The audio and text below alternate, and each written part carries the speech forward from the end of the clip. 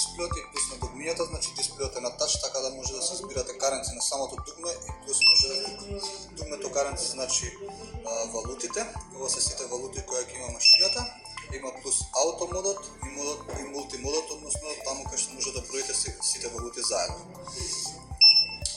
Ако броите само македонски пари, подобро да би било да бидат во каренци да биде ставено на македонски, меѓутоа ако броите долари, евра, франци и така натаму, може да се ставите на модот мут.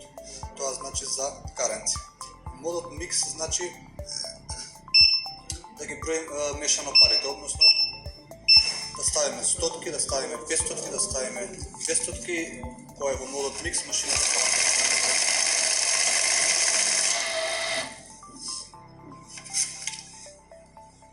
Модот сорт значи за сортирање, тоа значи дека машината ќе ги издвојува ако ставиме мешани банкноти, која ќе биде прва влезна банкнота, машината ќе ги издвојува, ќе ги бара тие банкноти, меѓутоа секој пат ќе застанува и ќе свири кога ќе стигне банкнотата.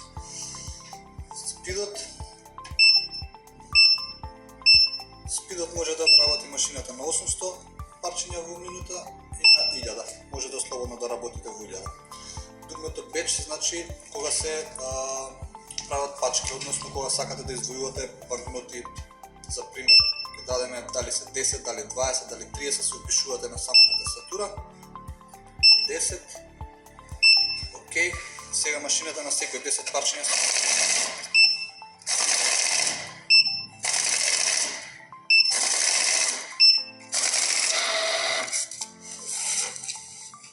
кога исклучен бечот, само стискаме на 0, ентер и сега бечот е исклучен.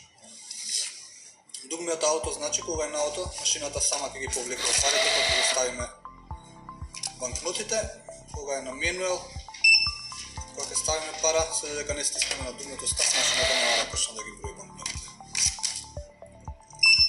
И дугмето ADD значи дека кога и да додаваме пари на машината, нема да се враќа да брои од 0, таа ќе продолжи да брои да ги брои банкнотите нагоре и надоле. Тоа значи кога ќе уклучиме банкноти, ги враќаме истите банкноти, да не почнува да брои од 0, туку продолжува да се брои дали ќе додаваме, дали ќе ги вратиме истите, од разлика машината ќе продолжи да брои само нагоре.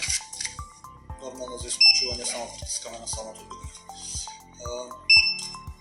Кога сакаме да броиме повеќе валути, ставаме во мулти опцијата, значи дека машината може да брои различни валути од еднаш. Како што може да видите, тука имаме евра, имаме долари, имаме денари.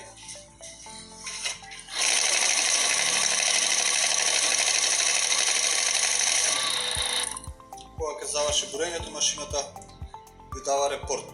Колку евра парчиња има изброено и колку вкупно има направено, колку долари има 8 парчиња, 116 вкупно и колку македонски има 47, 11 и 6.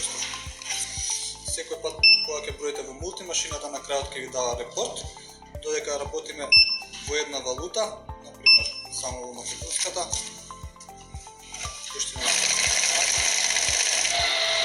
само тука се стои парчиња и вкупниот износ. Може да стиснеме и на репорт да видиме што точно има изброено на машината.